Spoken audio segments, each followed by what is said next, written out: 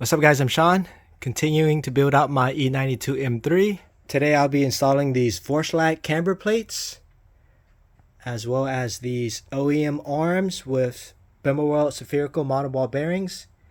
These are the thrust arms in the front. I ran these bearings on my F82 M4, but in my F82 M4 I pressed out the rubber bushing and I installed these monoball spherical bearings. This time I bought the entire arm with the pre-installed bearing. Just makes a DIY plug and play. And this is the kit I bought from BimmerWorld. And I'm doing the Vorshlag Camber plates, and I plan to run stock OEM EDC suspension for now. The reason why I'm doing these suspension parts now is because I'm going to need an alignment. I'm overhauling my brakes to the F80X M3 M4 big brake kit, and by doing that I have to remove the hub and spindle carrier. So I'm going to need alignment anyways, so I might as well just install these thrust arms and the camber plates at the same time and do the alignment all at once. Looking at the front passenger side, I already popped off the EDC and unplugged it. Now I have my special 21mm Schwabin tool, and I have a 10mm right here. I'll hold this while I undo the top nut for the strut and then loosen the 13 before I lift up the car. This install is going to be very similar to the Vorshlag camber plates I installed on my F82 M4. If you haven't seen that video yet, check it out. Actually, this might be a little bit easier because there's a lot less stuff to remove on top. The F82 M4 had like a V brace and another aluminum brace. So down here, just got to remove the cable assemblies and the brake pad sensor wire and remove the sway bar end link and a couple other parts and pull out the whole suspension. I loosened up the top 3 nuts. And I'm just basically remove the entire assembly and use the spring compressor on the outside.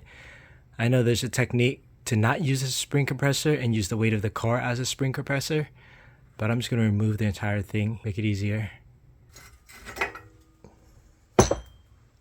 So this is the hub we're going to have to replace, but I'm just going to do it in stages. Step 1, let's do the camber plates first. I already loosened the top nut a little bit earlier, so now I have a spring compressor to compress down the spring. Otherwise that top nut can explode out, so you gotta be careful. I removed the entire assembly. Now we're gonna install the Vorshlag camber plates. Here's the factory top hat. Flip it over, and we're gonna harvest this rubber isolator pad from the OEM top hat. And this is the bottom of the Vorshlag camber plate. So it sits like this. They recommend trimming some of this off, but I'm gonna see how it fits before I put it on like that. Of course I have to remove the zip tie too. Alright, it fits perfectly. I don't think I need to trim anything. So maybe they updated their design. So now we just have to install this onto the spring and of course line it up with the little groove on the spring pad. Reinstall the factory strut nut without the factory washer. So I'm gonna tighten it down with my Schwabin tool. The spring compressor has been removed. These Vorshlag camber plates are ready to be installed. It comes with caster adjustment, but I'm not even going to mess with that. Vorshlag said just leave it as is. So the camber, once I install this, front right, arrow points forward. So you get camber. So I'm just going to remove the washer and the nut. Slide it back into the car. The Vorshlag kit came with some hardware, but I'm not going to use them. I just reinstalled the OEM nut instead, because the OEM nut actually has a section that goes in between the strut bar, so it gives it a little bit more reinforcement. And the top 3 nuts aren't tight. I loosened this as well for the strut bar. So now to get more camber, it's like max camber right there, positive camber, negative camber. All right, this side is pretty much done. I moved the camber to the middle position so I can put on my Schwabin tool and torque down this nut to 47 foot-pounds, because once you go to max camber, there's no room to put the tool. But of course I'm going to get alignment to be sure what the camber is. So this side is the front right. See the label right there with the arrow pointing forward. So the passenger side is pretty much done. Now I just have to do the driver's side before I lower it and torque down the rest of the stuff. Alright, driver's side camber plate installed. This is the front tension strut that we're going to replace. We're replacing this whole arm that has a rubber bushing right there.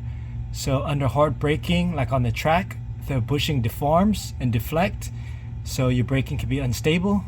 So by replacing that rubber bushing with a monoball spherical bearing, it's going to be more stable under hard braking. To remove the front spindle, it's held on by a 21 nut right there, down here, and one back here.